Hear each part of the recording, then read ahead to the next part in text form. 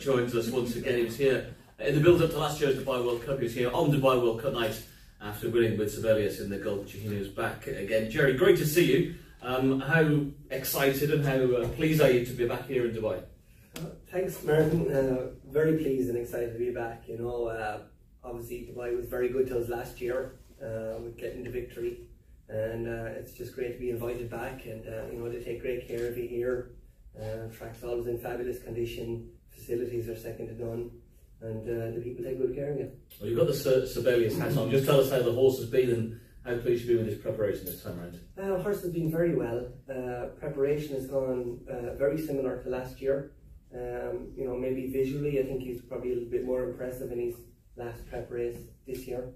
A couple of horses that finished behind him in his prep race have come back and won stakes and allowance races. So it's always very nice to get a little form boost going into a big race like this. It was a new experience for you last year coming out here with a runner in Dubai. Have you done anything different this time around? Have you changed anything, or have you got a winning formula that you've left in place? Yeah, well look, I mean, we haven't really changed anything. I mean, you know, Taylor times these breezes. We have 7 weeks in between his last race to Dubai this year, whereas last year we only had 6. So we just tailor little things timing wise. But he's a very easy horse. He likes to be fresh. He's pretty clear-winded. You know, so we just, once we get him fit, it's kind of just maintenance then after that. And just give us your reflections looking back to last year. I mean, he drew perfectly well, the race went ideal as well, but how do you reflect on 12 months ago? I mean, yeah, like everything went so smoothly. I thought the only hiccup I had is when we got drawn 1 at the post draw. I was like, ideally I would like to be into the middle, okay, you know, but he overcame so much. Not used to seeing him being that far out of his ground early on in races as he was in Dubai here last year. But it just gave us a renewed confidence that he's not one-dimensional, that he doesn't have to be on the speed, that he can do it both ways, that he can come from behind and on the lead. So look, last year was just an unreal experience, just to come over and take on some of the best sprinters in the world, and him to pull it out of the bag like that and get somebody like Ryan Moore who wants to ride him, and as everybody could see, give him a phenomenal ride. And what difference, if any, did coming across and winning such a big race make to you and your operation? It, you know, gives a very good boost, you know, especially for morale and our people in the yard that work for us, but also owners that help us. You know, we still don't have a lot of horses, but we definitely have more high-profile owners in the barn, so that gives you a chance of getting better quality horses. Because we don't, you know, spend a lot of money at the sales, but at least if you get some good owner breeders, you have a chance of getting a well-bred horse that could turn out to be good for you. And Jerry, we just chatted a few minutes ago. He won the Pelican as his leading race. You touched on how the forms worked out, but I think visually he was more impressive in the prep race this time around than 12 months ago. Yeah, visually, yes, he was. You know, 12 months ago he was drawn inside and he went head-to-head, duelled on the speed the whole way, and put that horse away, that duelled with him and won. But this year he set like 4 wide, you know, off the speed. You know, he did cover a fair amount of ground. But Junior Alvarado, who's done a wonderful job with him and rides him in all these races in the USA, he said to me he was very confident the whole time going around there on him. It was just a matter of pushing the button on him and going. So it was nice to get that feedback from Junior, you know, to express his confidence in the horse. And Junior rides him back there. Ryan Moore rode last year. Was he keen to get back on board again this time around? He was. Look, Junior's agent did, you know, ask me to throw his hat in the ring for riding him out here. But I told him before the Pelican that, you know, if he was coming back to Dubai, that Ryan Moore would have first call, which I felt was only fair. You know, Junior couldn't come out last year. Ryan took over the mount, and it's very hard to, you know, break a winning combination like that. And just for anyone who's not familiar with your story as well, just tell us a bit about yourself. You're obviously an Irishman who rode in England, now trained in America. You've been on quite a journey. I have. You know, racing's been very good to me. You know, it's, as we were talking off air, that racing has taken me all over the world. I got to see places and experience things that I never would have only for racing. So I'm very grateful for that. So it's like, I mean, it's all about the horses. Okay, well, we'll open up to any questions for Jerry from the floor. We've got a microphone that can pass around if there are any. Yeah, that should be, it's on its way. Their Bucky effort with Blood Horse. Could you elaborate just a little bit on the role American racing plays and maybe should play in international competition? It seems we've been doing more, but could do a lot more.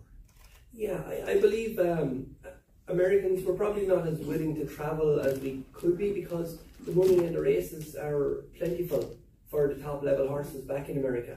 And I think that plays a role in staying home, you know, like why travel halfway around the world when there's a race like maybe 4 hours up the road.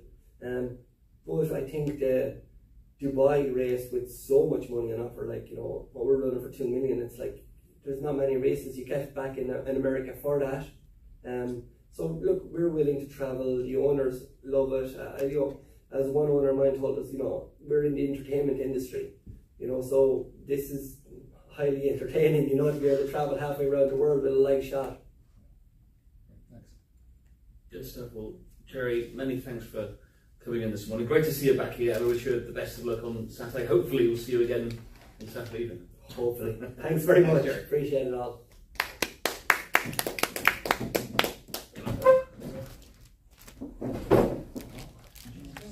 Thank you very much. Are you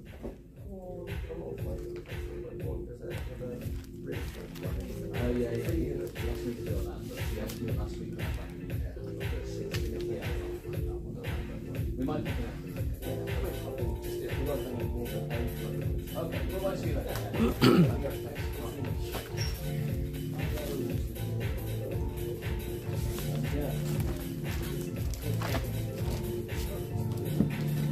各位朋友，大家好啊！咁我係尤達師兄。咁啊，啱啱完咗第一個記者會咧，就係即係練馬師 Jerry O'Dwyer 啦。咁佢就我就唔知道嗰隻馬嘅中文名係譯咗咩名啦。咁但係就佢講嗰隻咧就係 Sibyllus， 咁就係會跑金沙圈嘅。咁下一位即將做記者會嘅咧就係 Abdullah Sharafa。咁就係呢一個賽事經理啦，咁佢有兩隻馬，即係呢個馬主咧就有呢件衫就有兩隻馬跑呢個杜拜世界盃賽嘅，分別就係跑呢個高多分1哩賽嘅 Isolate 同埋杜拜世界盃嘅 Clapton 嘅。咁啊呢位仁兄咧就應該好快到㗎啦。嗱頭先直播嘅時候咧，大家收音方面啊大家聽得清唔清楚咧？咁啊，可以喺個留言度話俾我聽。咁其實喺個過程當中咧，我都有聽住即係收音嘅。咁我就聽到就大致都 OK， 畫面應該都 OK， 因為用呢個 Prism Live 咧，咁都已經係高清直播㗎啦。咁啊，再一次同大家講聲早晨，即係呢度就叫早晨啦，因為而家仲係朝頭早啦。咁而家係杜拜時間嘅9點。朝頭早9點12-13分咁左右，咁而家過緊場啦，咁我都希望即係話好似趁呢啲咁嘅空檔咧，都可以同大家講一講啦。咁頭先咧講嗰個阿 Jerry 咧，咁都係講咗少少啦，即係關於即係喺美國即係佢都話即係之前佢應該係有派過馬嚟跑杜拜世界盃賽日嘅，咁呢隻短途馬，咁我哋嘅所知唔係咁多，咁可能我都要稍後即係同阿哥頓再做直播嘅時候咧，再同大家講翻啦。咁但係佢就指出咗一樣嘢啦。咁即係今次佢再接受邀請，咁亦都即係喺美國本身咧，亦都唔會有一啲咁即係超過200萬，即係除咗 Breeders' Cup 之外啦嘅短途賽事嘅。咁所以就排位方面。OK， 咁排位方面咧，咁今晚咧咁就會有公布呢個排位結果啦。咁同埋亦都係即係杜拜世界盃嘅抽籤儀式啦。咁我哋一陣間都即係做完呢個記者會之後，都會同阿哥頓啊、同阿俊傾一傾，咁睇下今晚我哋會唔會即係開直播。咁但係我相信咧，即係杜拜馬會咧都會安排即係 live stream 直播嘅。咁我就算點都好，我都希望可以能夠將嗰條連結咧。咁就擺喺即係尤達同埋馬場 USB 嘅 Facebook 專頁啦。咁等大家夜晚即係等大家可以即係即時可以睇到個情況啦嚇。唔該晒你啊，自己啊。咁啊，可以講講啦。今朝早啊，我就有個擺咗大烏龍啦，即係唔係擺咗大烏龍嘅，自己即係可能琴日透支得太緊要啦。咁啊，今朝早就唔知醒，咁啊抌低咗阿哥頓同埋阿俊咧，就冇車到佢哋。咁啊，最後咧佢哋兩個咧就同埋阿高橋主席啊，即係金拍袋3咧，咁就自己就嚟咗呢度啦。咁我起身嘅時候都已經係6點半。咁所以今日咧都錯過咗啲晨操，咁但係即係一去到咁都同即係叫做今日叫做第一日出操啦，咁啊都同啲朋友傾翻偈啦，即係見翻咗好多都冇見啦。咁同埋我嚟嘅時候咧，咁啊即係啱啱到埗嘅時候咧，咁啊咁啱就睇到咧古摩亞啲馬就出操，咁啊都係一樣噶啦，大家即係聽慣我講都知噶啦。即係任何即係呢啲咩大型賽事日咧，咁即係8人有馬出咧，咁通常都係靚媽你好啊，靚媽多謝你杯咖啡啊，千祈唔好咁講啊，你嗰個留言講即係嗰個説話，千祈唔好咁講，即係最緊要你請我飲咖啡，咁啊呢杯咖啡真係好好味，多謝你啊！咁啊，即係都係好有軍營㗎啦，咁啊8人嘅馬，咁啊今朝早其實阿俊同阿哥頓咧都影咗啲嘢嘅，咁啊所以一陣間即係做完呢個記者會之後咧，咁我都會揾翻佢哋，即係同佢哋夾翻，咁我都會出翻啲圖輯啊，或者啲片段咧，咁喺馬場 USB 嗰度咧，咁就俾大家睇翻，咁大家就密切留意，即係我哋嗰個馬場 USB 嘅 Facebook 專頁啦，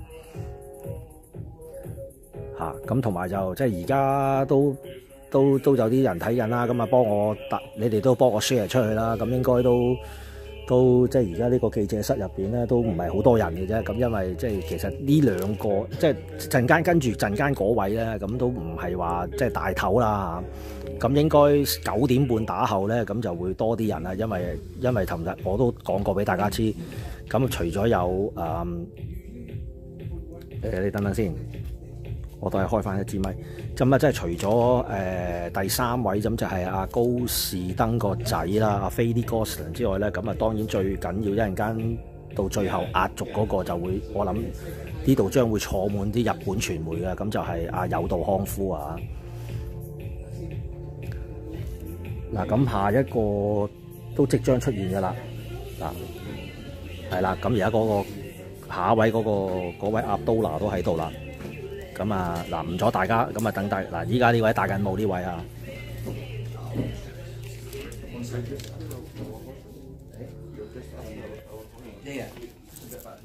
咁咧就一陣間開始啊嘛，都你哋可以細心聽下啦咁我都會即係聽咗之後，咁都可以即係陣間可能再過場嘅時候，咁可能就可以再同大家講一講究竟即係咩啦？咁所以呢兩個其實就即係唔係太多人，即係一般啲國際傳媒都唔係太多人認識，咁所以咧，而家喺呢度嘅傳媒朋友咧都唔係太多嘅啫。但係我企緊嘅呢一邊咧就有10個8個咁嚇。嗱，咁即將開始啦，咁啊大家可以細心聽下啦。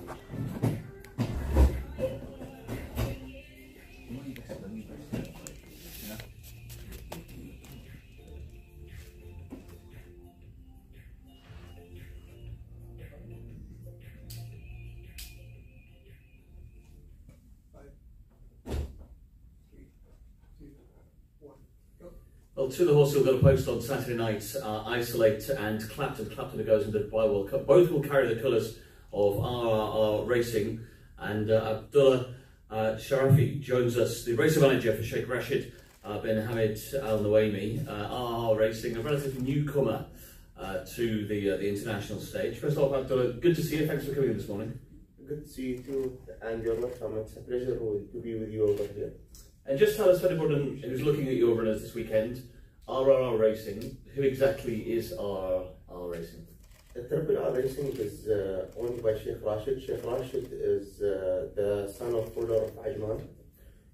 He grew up loving horses like his dad and all of his brothers. Sheikh Ammar, he has his elder brother, he's got like show horses, and he's one of the biggest owners of show horses, and his second eldest brother is Sheikh Ahmed, which he loved endurance, and he's the one who's passionate with Sheikh Abdulaziz, that has a runner too in the World Cup night and Dubai World Cup. Okay, and our Triple R Racing is a racing brand for him. How did it first come around? He started watching Dubai World Cup since he was like young, and he grew up loving the sport, and he got involved with a couple of good horses at his beginning with like Force Freeze, like a couple of really good horses that went to run like good races in Breeders' Cup night, like Breeders' Cup Sprint Second, Force Freeze, and a couple of other good horses. And how do you select your trainers? Because you've got quite a varied pool of people involved. Yeah, we like getting involved with a lot of trainers, like it depends on the horse. Like for example, we like using like the local trainers mostly. We started also to go to the international stages at from since 2 or 3 years, and we'll try to grow in the coming few years hopefully. And how many horses do you have in the operation at the moment? About 20. We've got like a couple of mares in breeding, okay, and we've got like a couple of foals. We just started our breeding operation, and hopefully it goes well. And Clapton, of course, goes in the Dubai World Cup on Saturday. How excited is Sheikh Rashid and the whole team to be here with a runner in the Dubai World Cup? As you say, he's watched it from a young age. Yeah, it's always a pleasure to be here, and getting a runner in the big race, it's always a bonus. So I think Clapton got us really excited for the Dubai World Cup, and I hope he'll run a good race. And just talk us through his path to get here. I mean, was he bought with Dubai World Cup in mind specifically? Yeah, the main target was Dubai World Cup. We ran him in a Group 1, he was 4th. Then we ran him in a Group 21, and after that we thought like going to the Breeders' Cup or no, which was the wrong decision to go to the Breeders' Cup because he was like a tired horse. So we gave him a bit of a rest. We brought him here to Dubai. We tried the blinkers on for the first time. We didn't think that the blinkers were the thing that was like annoying him, because he didn't finish in his first race here in Dubai. So we said maybe because he's not ready for that race. So we said we'll try the blinker for the second time, and he didn't finish too. So I think taking out the blinkers will do the job, like especially like when we breathed him like a couple of days ago with Senior Buscador here in Maidan. We were really happy and pleased with the work. I think he showed us a bit of his class that we know, like since he came to Dubai, he wasn't flashy, but I think he's going the right path towards the Dubai World Cup, hopefully. And as someone who watches the racing quite closely, who are you most scared of on Saturday? I hope, first of all, like for everyone, good luck, and I think the main danger for us in that race will be Derma Sotogake. I think he's the horse that is doing really well, and even Kabir Khan, which I go every day to Doug's stable, he's doing really well. Doug has done a really great job with him. So I think these two are the main danger for him. Okay. And you've got Dylan Davis riding as well. He's not a name that many people may know about. So could you tell us a little bit about Dylan? Dylan Davis is a young rider, which we thought like we wanted like a hungry jockey for this race, and I think Dylan Davis is the right jockey for Clapton. Chad wanted him really badly, and he got him. Okay, and he's on board. You're isolated as well in the Godolphin Mile, and he must be a joy to own. He's been very consistent since he came to you guys. Yeah, he's been like a really good horse to be around. Like he's a really happy horse after coming from Saudi. I think he's doing really well. The draw might be like not an issue, but I think he can go through with it. Okay.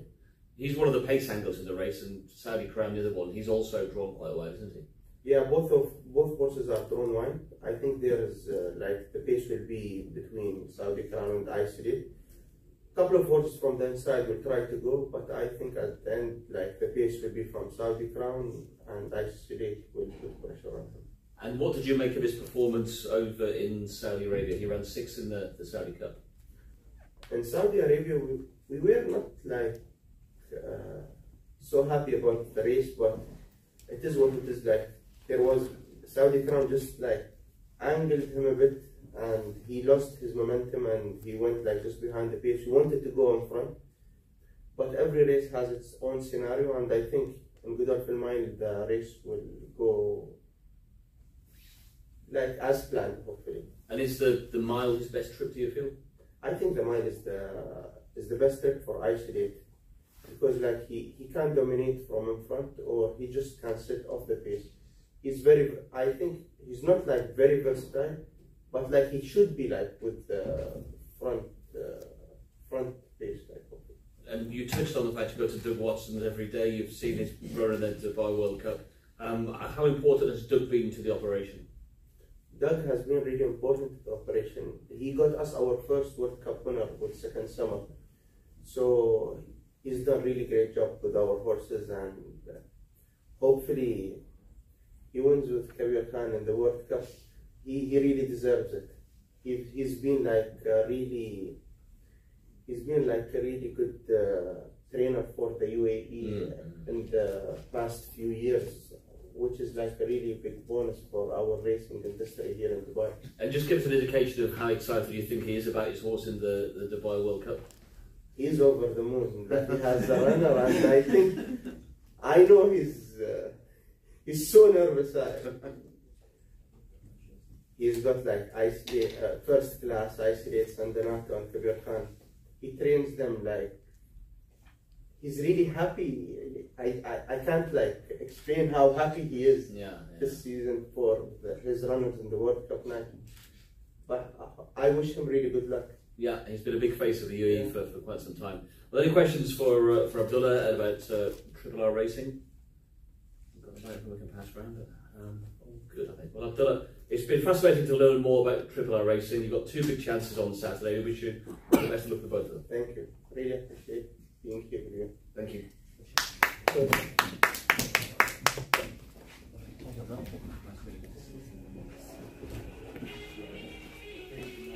嗱好啦，咁啱啱做完咗第二位受訪嘉賓呢位阿都拿啦，咁啊頭先即係我都一無所知嘅，咁啊啱啱聽佢講完咧，咁原來咧就呢位仁兄咧嗰件彩衣咧就係即係近年喺杜拜都係幾紅嘅一件彩衣，咁嗰個馬主就叫做 Triple R Racing， 即係3個 R 啦 ，R Racing。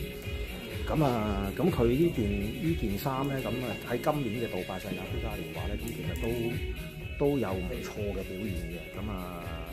咁佢頭先都講過兩隻，即係尤其是講咗嗰隻即係跑杜拜世界盃嘅睇下先啊，應該係嗰隻 Captain 係啦，我睇下先，我睇翻先啊。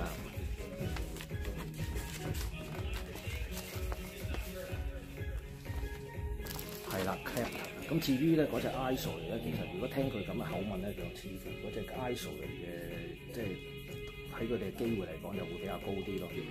嗱咁一陣咁當然啦，呢啲都要等稍後，即係我哋之後過幾日，我同阿哥頓同大家再分析嗰嘅時候，就可以再講多少少，即係呢件 R Racing 嘅情況。嗱咁嚟緊跟住第3位咧。咁就係即係而家都開始多咗啲人入咗嚟啦。咁阿哥頓同埋阿俊咧都已經喺度啦。你等下先，進你坐。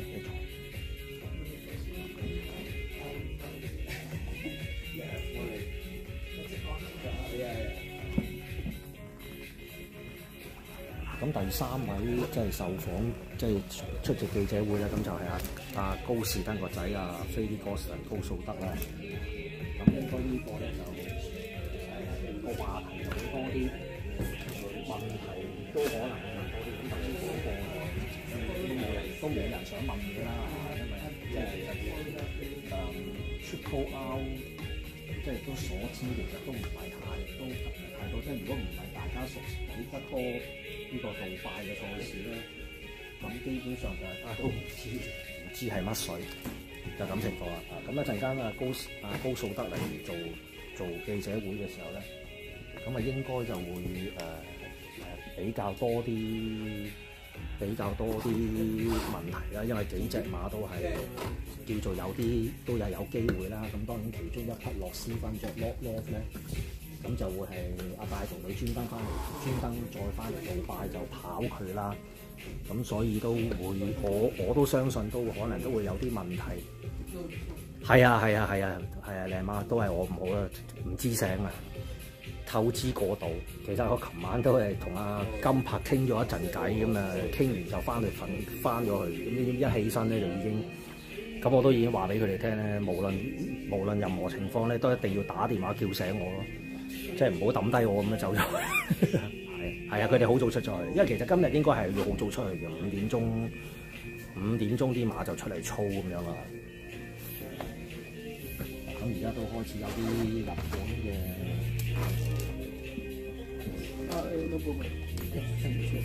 都有啲日本嘅傳媒準備 set 定機啦，因為陣間壓軸嗰位有道康夫咁啊，咁所以啲家見到有啲日本嗰啲嗱，我而家喺我前邊咧，喺我前邊正前面就已經有一部即係攝錄機啦，即係日本記者啦。咁而家我嘅右邊咧就已經有一個喺度 set 緊啦。咁所以突然間應該到有道康夫嘅時候咧，就應該都爆晒棚㗎啦。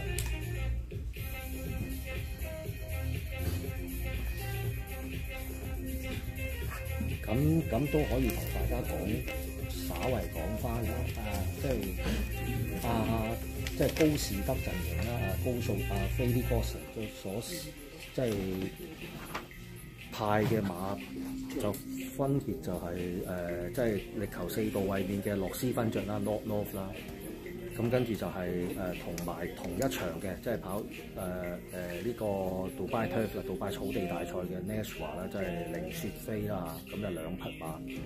咁頭先都講過 North 就會係大圖理跑啦，咁啊 Nashua 咧，咁就係佢嘅即係騎開嘅導演恩啦。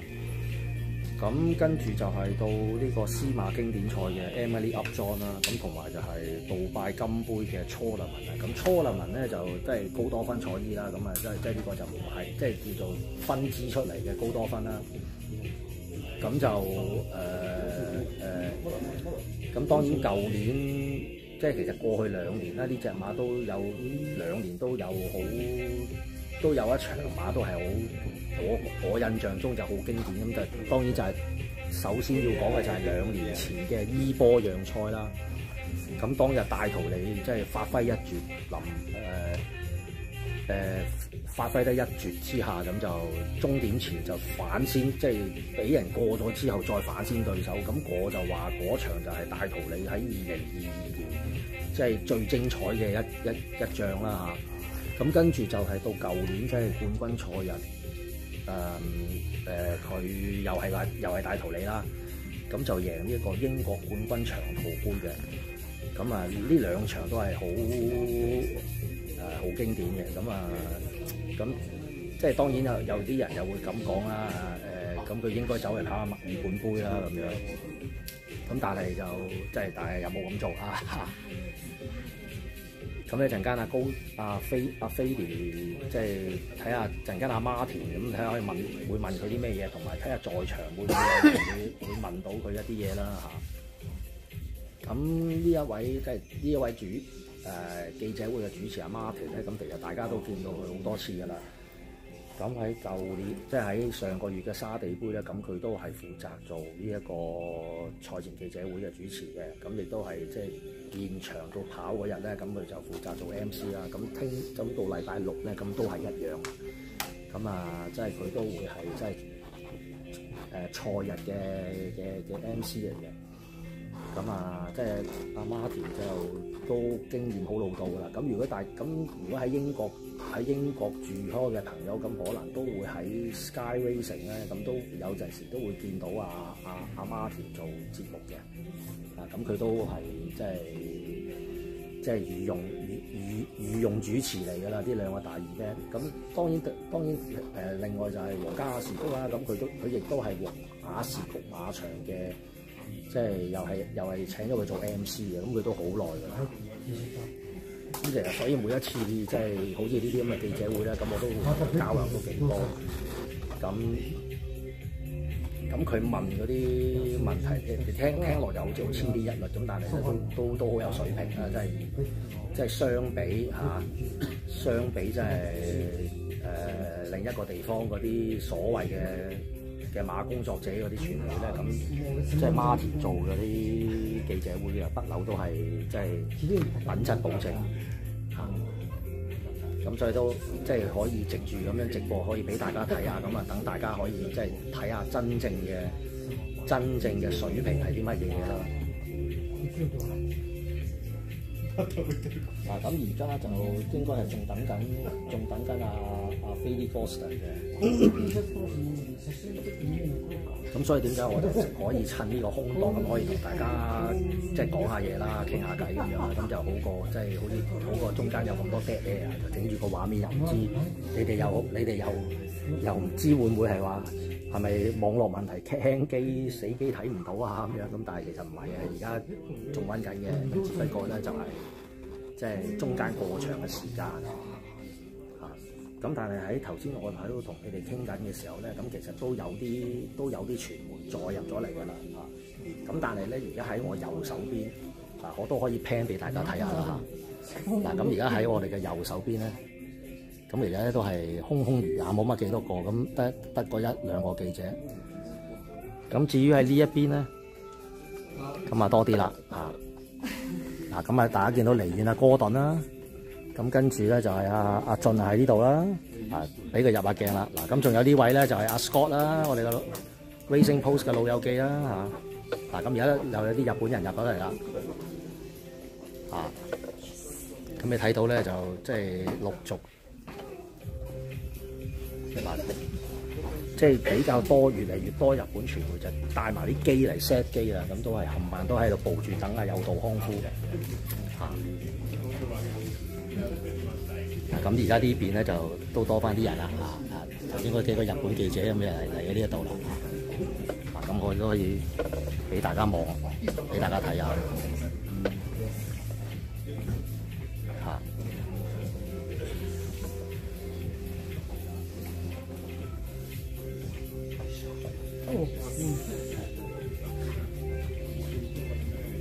咁啊，即係而家香港係幾點鐘？而家香港晏晝1點幾，咁所以咧，即係都有幾個人入嚟睇，咁都算係咁嘅，因為個時間，即係個時差唔係咁，都唔係咁就啊。咁都係可能都係你而家食緊飯啊，食緊晏晝啊，咁啊先至叫即係攝下時間睇。咁但係唔緊要啦，咁啊，但係即係大家都可以，就算錯過咗，咁都可以睇翻重溫嘅。咁我都會將嗰個重溫嘅連結咧，咁我都會擺出嚟。咁所以一陣間做完個記者會，咁都即係真正嘅網絡就真正開始啦嚇。咁我都要同就稍後都會同阿哥頓、阿俊啊夾翻，即係今朝我未知醒嘅時候，佢哋見到啲咩嘢啦，咁啊講翻之後，咁啊可以陣間喺嗰個賽日總結嗰度咧，咁又可以同大家講翻啦。咁啊又有兩個日本人啦咁啊第一個就係土屋神。咁真係㗎啦！而家我諗你都睇到啦，一路切出咁轉嗰啲都係日本人多咯嚇。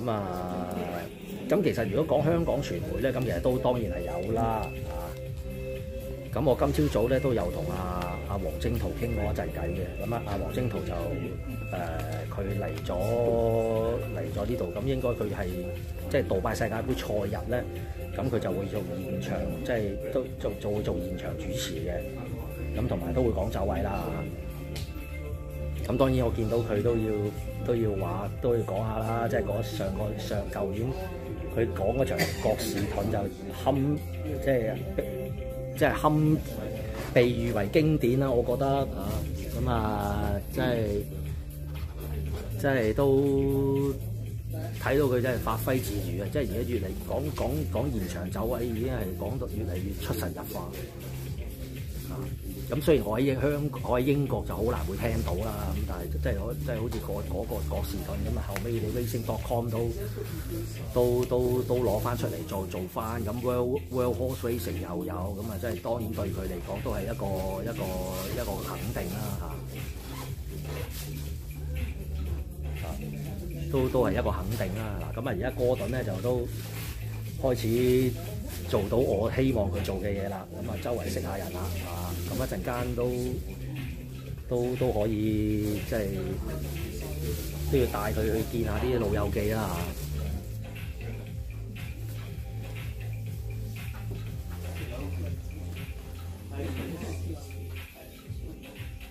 嗱咁都多咗啲人。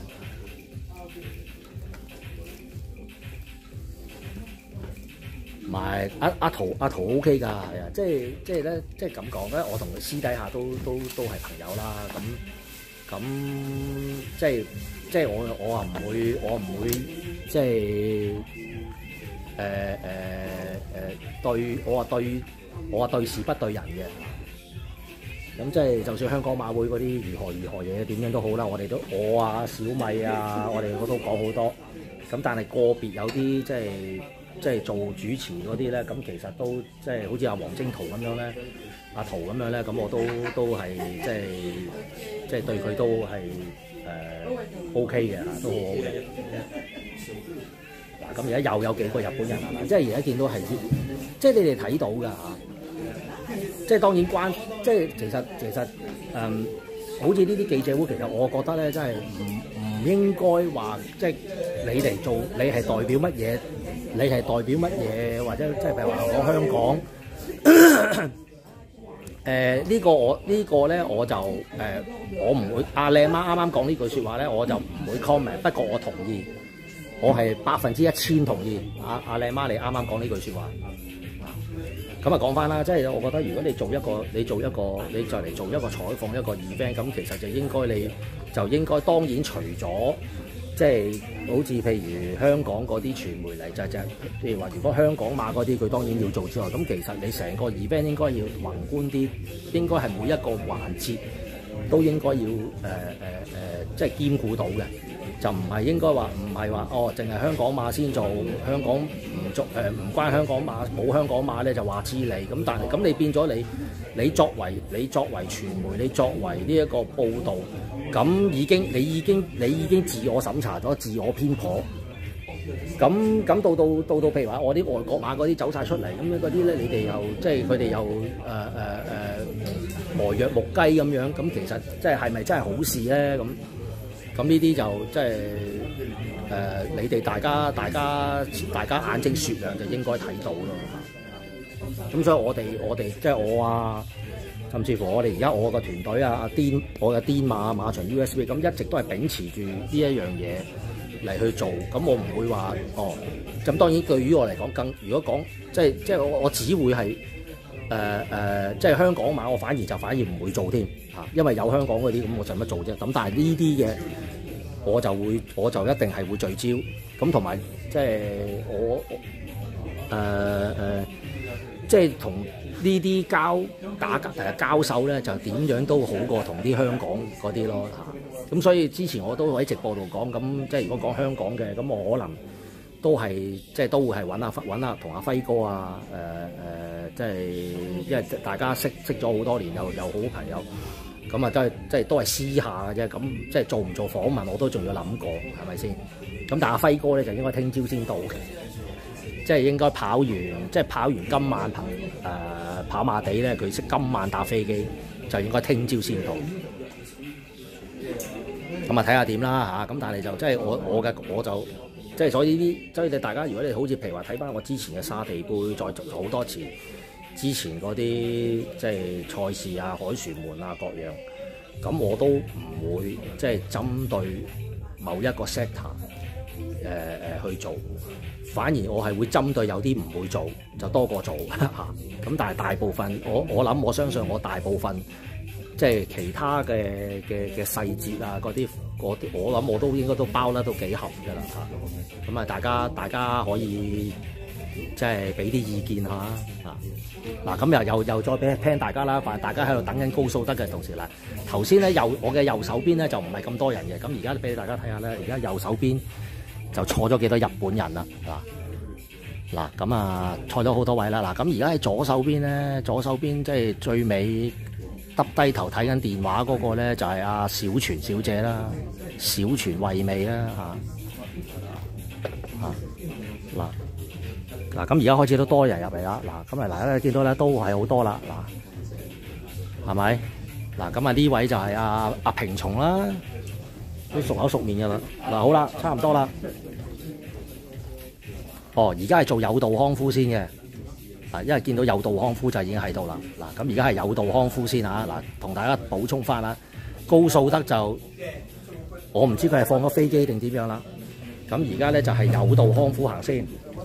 咁睇下會唔會之後做翻佢啦？嗱，咁而家佢隔離嗰個就翻譯啦。嗱，咁我哋大家聽下有道康夫呢個記者會咯。OK， 唔阻大家。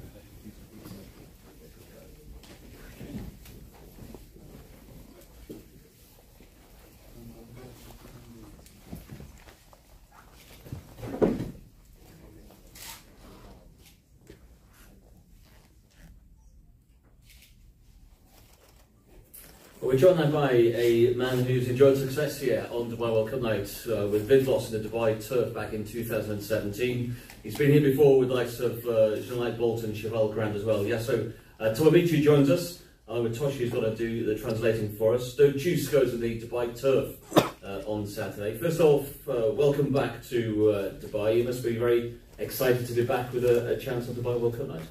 ドバイに戻ってこられて今回プロデュースでチャンスがあるので面白いです。どうも楽しみにされていると思いますがいかがでしょう。そうですね、1年ぶりにドバイに帰ってきたんですけども、短かったようで長くて本当に1年前のことをね思い出しました。Yeah, a year ago, we came with Dodius, unfortunately couldn't use him, but if I feel it was short, but it was actually long, and he exactly remember what happened, with Dodius last year. It's fresh memories. Yeah, of course, the Juice came last year, and the day before the Dubai turf was ruled out of the race, but he's back once again. So, with that in mind, how has his preparation gone, and how's his travel gone a year later? 直前に昨年回避という形になってしまいましたが、今年どのような状態で来ているか、予想も含めて現状を教えていただけたらと思います。そうですね、1年前ドバイから、日本に帰って、すぐに北海道のノーザンファームの方に大きに出して、夏場ができるようになっています。So, a year ago, straight after Dubai, they took Dodius go back to the Hokkaido's northern farm. And then they took enough time to coming back from the offset, so it's set up, and then he's going well since then. Okay, that's good to know. The horse is going well. How much personally, Mr. Tomomichi, do you enjoy these experiences? We've seen you in Europe with runners before and here in Dubai. How much do you enjoy coming here to Dubai? ですけど、ヨーロッパとか、香港も含めていろんなところに行かれてると思いますが、ドバイの遠征、トモミ先生自身どのように楽しまれているかなとか、そうですね、個人的なところも何かエピソードとございますか。そうですね、ちょっとね、去年は残念な結果に終わったんですけども、ドバイでは。それまで本当に、確か連帯率 100% だったので、すごくドバイの競馬はいいイメージ持ってますし、ドバイの街も大好きですし、本当に毎年行きたいなと思うドバイの競馬です。I mean, last year was, unfortunate and it was significant for him. But previously, his brilliant record in Dubai, perfect rate of Kinera, coming fast to all the horses. He enjoys a lot in Dubai. He loves Dubai, and he would like to take, his horses every year. And this horse has been nursed back from that injury last year. Can you just tell us a little bit about his form in Japan of late? He was, I think, a Group 1 winner last time out. How impressed he's been with what he's achieved? 去年の会費があった後に、やはり少し、時間を空けて、秋から使い出しで、最初の2戦の後に最後、有馬記念前走、素晴らしい勝ち方だったと思いますが、そのあたりどのような形で状態が変わってきたのかとか、どのように最後の有馬記念の勝ち方をご覧になられたかというところを伺えたらと思います。はい、初戦の天皇賞はやっぱりちょっと間隔が空いてた分と空いてた分だと思うんですけども、ちょっと馬の方が気負い加減で力んでたんですけども、1回使ってそこでガス抜けてきて、本当に天皇賞からジャパンカップの時はもう急激に馬の状態がアップしてました。で、ジャパンカップと有馬記念は、いい意味でいい状態をキープして、そして何よりも一番のパートナーの武豊ジョッキーがね戻ってきた結果ね、有馬記念の勝利につながったと思います。It's a bit of everything. His first start his autumn campaign, it was after his long layoff. It was a little bit too fresh, and then after that he raced in Japan Cup, and his condition was very different, completely different horse. But unfortunately, Yutakatake, his Japan jockey, couldn't ride Dorius at the time. But Arima Kinan, he, in a good way, he maintained his condition for the Grand Prix. And then, Yutakatake, his jockey, is back on the board. Everything got together. He won very impressively. Yeah, that was, I think everything worked really well. And what does he feel is this horse's best trip? Is coming back down in distance, but his best form in Japan, I believe, has been over a little bit further. 距離についてですけど、少し長い方がいいのかなというふうにマーティンさん見られてるんですけど、そのあたりについていかがでしょうか。距離はね持つと思うんですけども、もう体っていうか体型見てもらったら分かると思うんですけども、結構ちょっと短距離じゃないんですけども、短めの体してるので、なんですかね、体は短距離だと思うんですけど、やっぱり気持ち的に距離を持つような馬だと思います。So, when you look his physique, he's a very, Myra type or even sprinter type horse, very strong, muscular horse. But, his mentality and his, heart, stays really well for the more trip. Yeah, his physique, yes, it suits over a mile or, even 9 furlong. And did he ever give consideration, given he's got the form over further in Japan, to the Shima Classic as opposed to the Dubai Turf?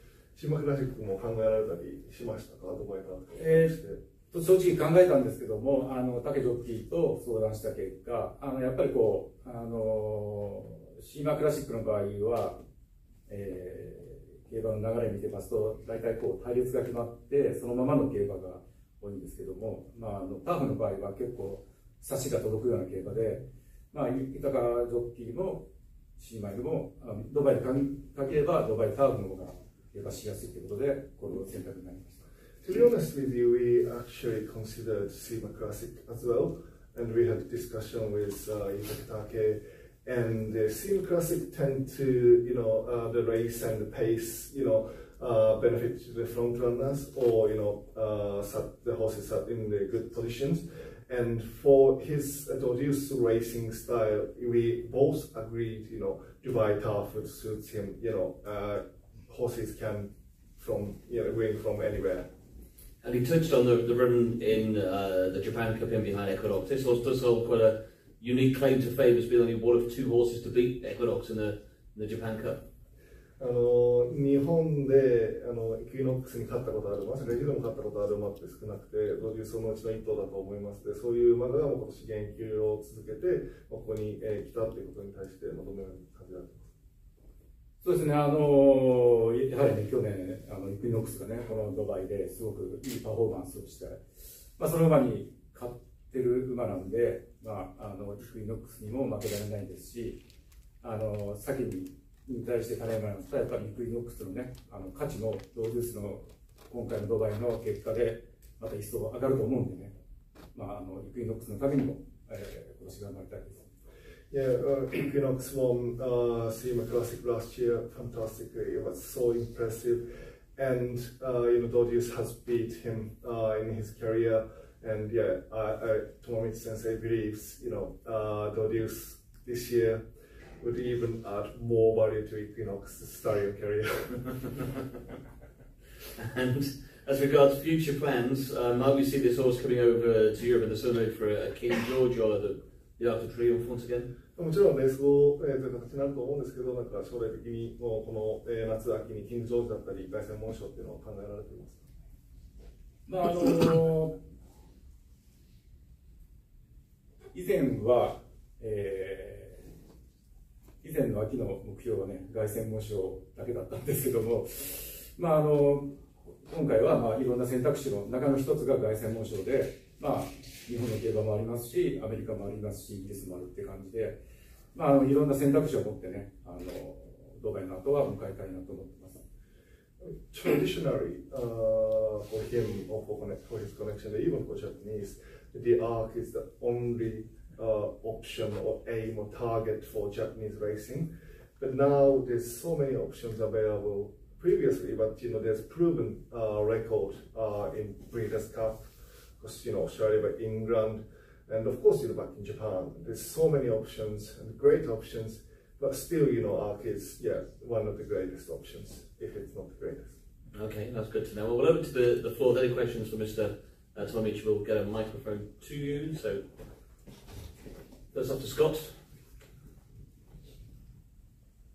Good morning. Thank you for coming. You've trained, as Martin touched on, some very, very good horses. Japan Cup winners, Dubai Turf winners, 3 Tokyo Ocean winners. Is Dodius the most naturally talented horse when you think of Wagnerian or Magahiki or Vivlos or Cheval Grand? Is he the most naturally talented horse you've trained? 日本で、素晴らしいものを、今まで管理されてきて、ダービー3勝、ドバイでも、香港でもっていう形でいろんなところで語られています。バンカーも含めて語られています。シュワルグラン、ユーブロス、マカヒキワグネリアン、そういった馬の中でもドーデュースはやっぱり最も才能のあった馬ですか？もともと来た時からもう全く違った馬、そんなような印象ですか？この馬、生まれが5月の遅馬で、ハーツクライサンクということもありまして、2歳の時はなかなかそんな才能を見せなかったんですけども、だんだん使うごとに良くなってきました。やっぱりその点マカヒキとかもう最初からね、うちの厩舎に入った時からすごく才能を感じたんですけども、ドーデュースの場合は使うたびに良くなってきました。Actually, Dodius is made fallen by Heartscry, who's need time to improve, and not 2 years old type typically. And Dodius, when he came to his stable at 2 years old, not like he is definitely a good horse, but not like something special. But he is getting improved and grow race by race and day by day. And he's getting stronger and shows brilliant performances when he takes ages. And compared to other horses, some of the Derby winner he trains, those horses are already precocious type, and when they arrived his stable at 2 years old, it's different horse. But Dodius wasn't like that. Thank you very much. Arigato gozaimasu. Okay, more for Mr. Tomic? No? Oh, good. Well, many thanks for coming in. It's been fascinating to hear from you, and the best of luck on Saturday. Thank you. Thank you. Thank you very much.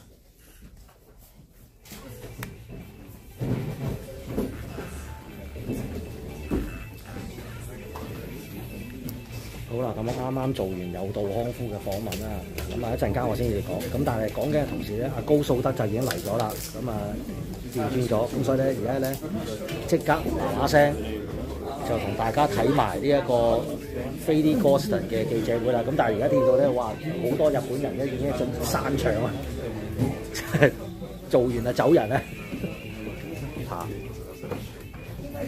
嗱咁頭先我都介紹過阿飛，即係同埋個老豆啦，咁有啲咩馬出啦，咁佢而家戴住嗰頂帽咧就係 Inspiro 呢個馬者杯3D 成咩啊？應該係。好啦，咁啊唔阻大家啦，繼續睇落去啦，大家。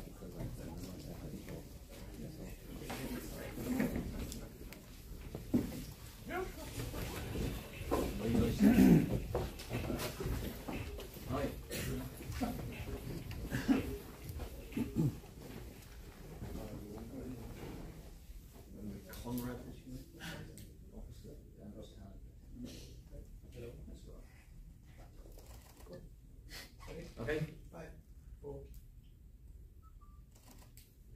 We're joined there by Thady Goss, the one half of the training partnership of John and Thady Goss, and the team will send out 4 runners on Dubai World Cup on Saturday. Good to see you, Thady, and you've got a strong team assembled this year. Yeah, exactly. We've got 4 runners this year, and it's fantastic to have one of them back, well 2 of them back actually, and 2 here for the first time. Emily John goes in the Shima Classic first off. We've not seen her though since the King George. What's been behind her absence? Well, she obviously didn't quite go right there. So gave her a bit of time afterwards, and she's been good all since. Really, she's been training well through the winter. Obviously, it's very difficult. Having tricky getting horses ready in the long dark nights and the cold weather. But she's been training pleasingly into the race. And it's her first time travelling abroad. How's she taken the experience? She's taken it well. She's obviously had plenty of experience travelling in the UK. Obviously, it's a bit of a longer journey here, but I think like everyone, that she's happy to be here and enjoying the experience. Really, there's world-class facilities, and she's taken it all well. And just talk us through her career. She's been a very good filly from an early stage, and she really set her stall out with that really good run in the Musadora. Very much so. She's been a filly who's obviously always showed plenty of talent. She's blessed to see the stars, and that's usually the case with them. But she's progressed well through her career. Of course, winning the coronation stakes at the start of last year at Ascot against the boys, and she's in a similar sort of situation here at mile and a half against Colts, although of course it's a much more international race. There's the best one of the world here, as you'd expect. And it's a strong looking race with Augusta and Liberty Island coming across from Japan as well. For a Shima Classic, there's real depth in there. Yeah, very much. I think there's runners from 5 or 6 nations in there, which is fantastic to see. And as you say, no one can, you have to bring your best when you come here, and that's certainly happened again. And you've got Kieran Schumacher, a new addition to the team essentially, with Frankie not being around. What sort of feedback has he had on the filly who's ridden a work at home? Yeah, exactly. Obviously, been riding a work at home. He's been happy with her. He's, she seems to be very relaxed and enjoying her work, and seems to be in a good place. And we touched on Frankie.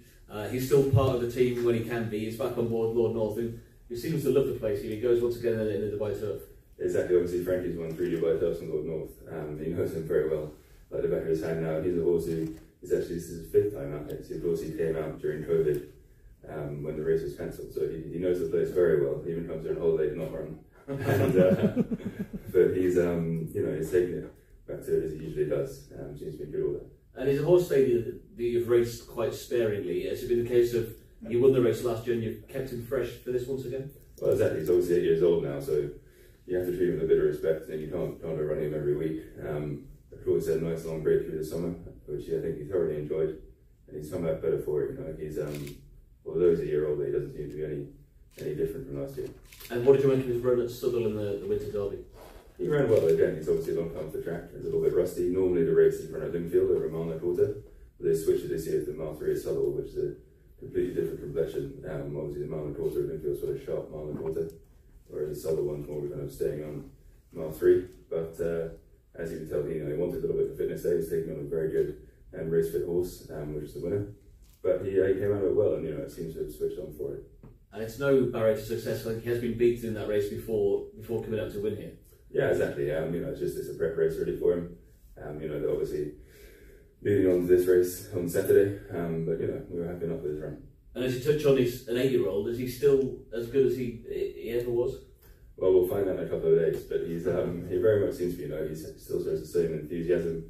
He's always is 110%. And he looks physically well himself, looking good in his coat, and giving the right signs at the moment. And you're strongly represented there. Nashua as well, a French classic when it goes for you. She's taken the journey well? Very much so. She's obviously been abroad to France before, and Ireland, of course, running last year in the Irish Champion Stakes. And she's travelled well. She's had a little bit of practice at it, but she's a filly who she takes everything in quite a laid-back fashion, and she's done well. I mean, it's obviously a hugely valuable broodmare to her owner, and it must be great for you and the team that he's kept him in training once again as a 5-year-old. Well, very much so. Both with Nashua and Emily Upjohn, it's an incredibly sporting decision of their owners. Of course, Emily Upjohn with Nashua and Lady Lord Lloyd Webber and John Chatt and Stuart Roden with Emily Upjohn to keep her in training. And it's fantastic to see these kind of horses. You know, they don't come along very often, so when they do, it's brilliant that their owners made the decision to keep them with us, and hope they can run on. And she's been a great filly all the way through. I mean, the level of consistency she's shown has been brilliant. Very much so. She's a filly who, as I say, she's bifrental. She's a homebred of Blue Diamond and Manasagars, and she's a filly who runs at a consistent level every time. You know, it was slightly a bit at the back end of last year, but she ran very well through the season. And, you know, there weren't easy races either. And she's won Group 1s over a mile and a mile and a quarter. This intermediate trip in between could well be her ideal. Yeah, exactly. You know, she's obviously run on different types of tracks as well, stiffer tracks. But as you say, she's won Group 1s over a mile and a mile and a quarter. And coming here for the mile one on what is obviously a fast course should suit her down to the round. And Trolloman goes in the Gold Cup, a horse who really his form really took off towards the back end of last year. Yeah, exactly. You know, obviously, this time last year he came here as well, and he was in rehab before. Things didn't quite go to plan. But as you say, his form improved through the last year, and of course we won Champions Day at the back end there. And he's a horse who, you know, has been training well through the winter and seems to be in such a different form this year to last year. Is he a horse who's improving with age, do you feel? You'd like to think so. Obviously, his form suits herself, but he seems to be going the right way, and he's getting older, and he's certainly going the right way. And how nice is it for you to be here with a horse in the Godolphin Blue colours for Sheikh Mohammed? Oh, it's fantastic. Obviously, this meeting, I think it's the 27th year now, the Dubai World Cup, and to have any runners out here for the Godolphin is wonderful, and you know, it's the best in the world to come here, and it's good to be a part of it. Yeah, well, he goes to the Gold Cup then. So, any questions for Thady? We'll get a microphone round to you. Thanks for coming. Bob Keycapper with Blood Horse. I've been fascinated watching from America the development of the all-weather program in England. Obviously, they got their finals on Friday. How has that worked out for you guys? I mean, obviously, Lord North has been using that as a prep race for this race, but has that changed your trading patterns and your prep patterns? Well, of course, the main season in the UK is the turf season, but now with the all-weather, as you said, development of the all-weather championships by ARC has added a new dimension to it.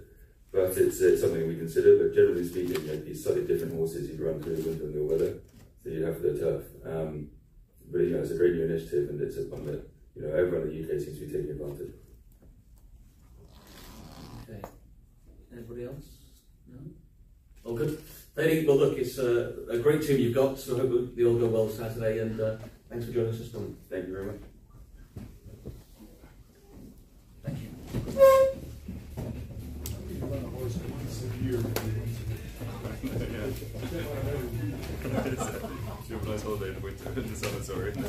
嗱好啦，大部分都好斯文啦，竟然問得一個問題咁少。我話其實有問題想問，不過俾阿媽填問咗，所以我又冇問。咁啊，不如倒翻個鏡頭去翻我度啦。好啦，咁而家阿師兄就喺度啦。我睇翻先，啱啦，而家整翻未。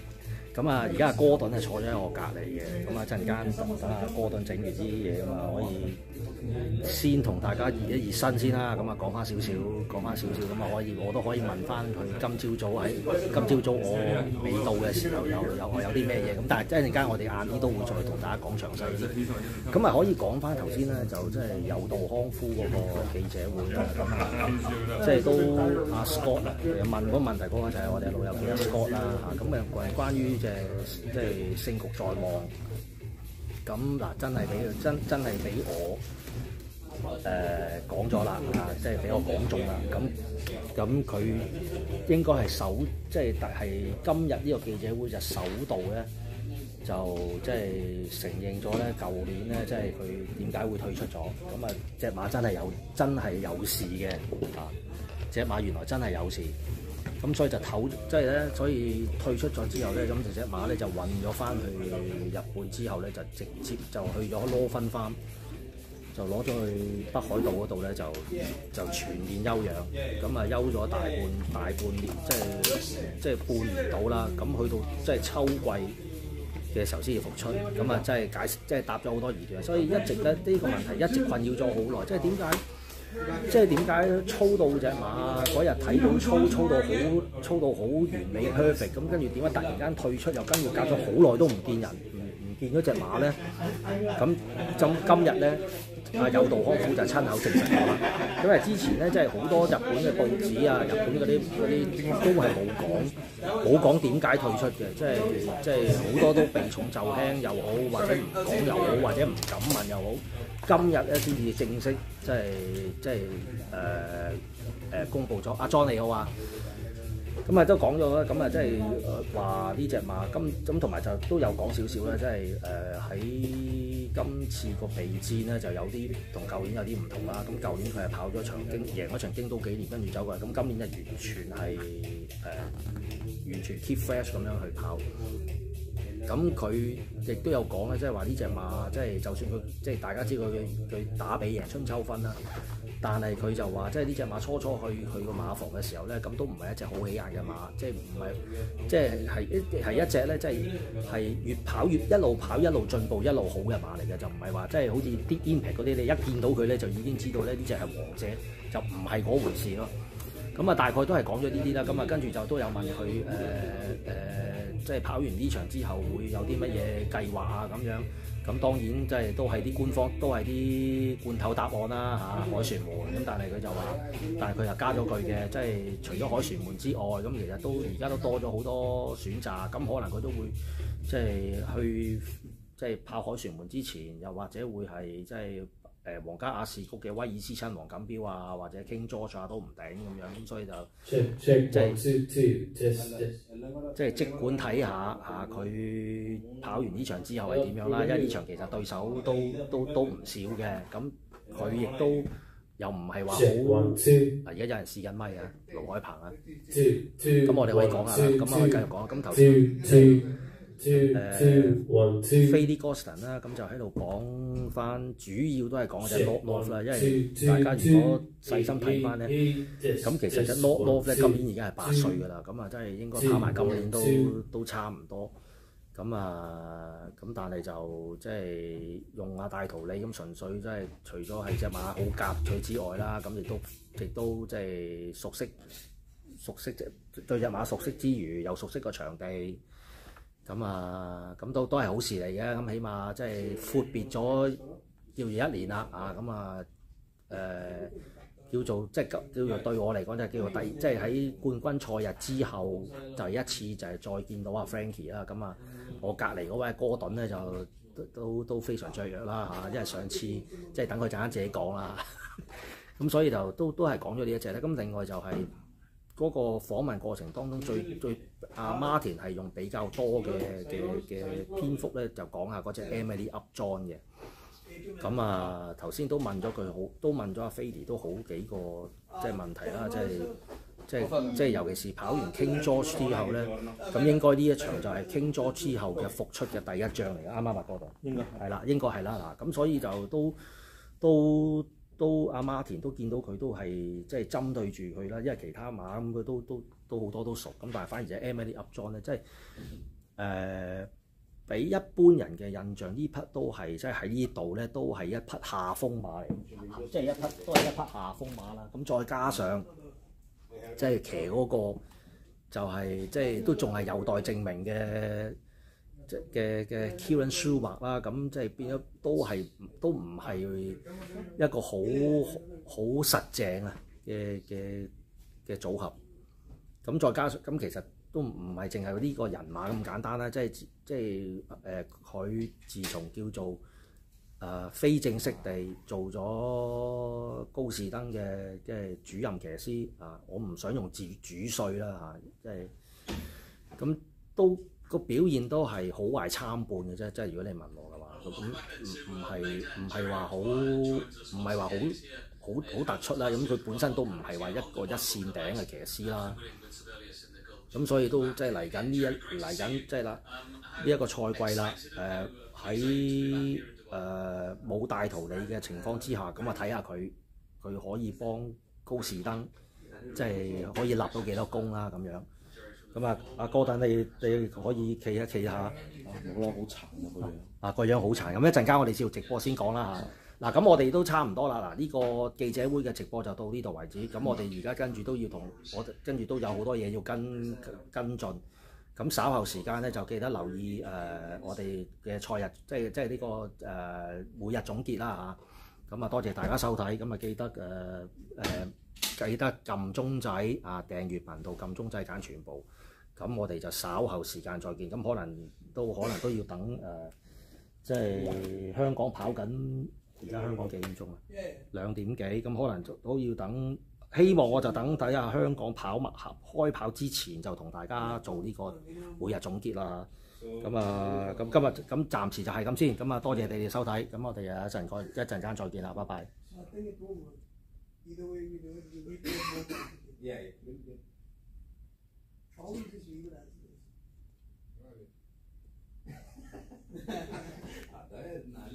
你想夜後等埋個翻啦，幾年之後先做。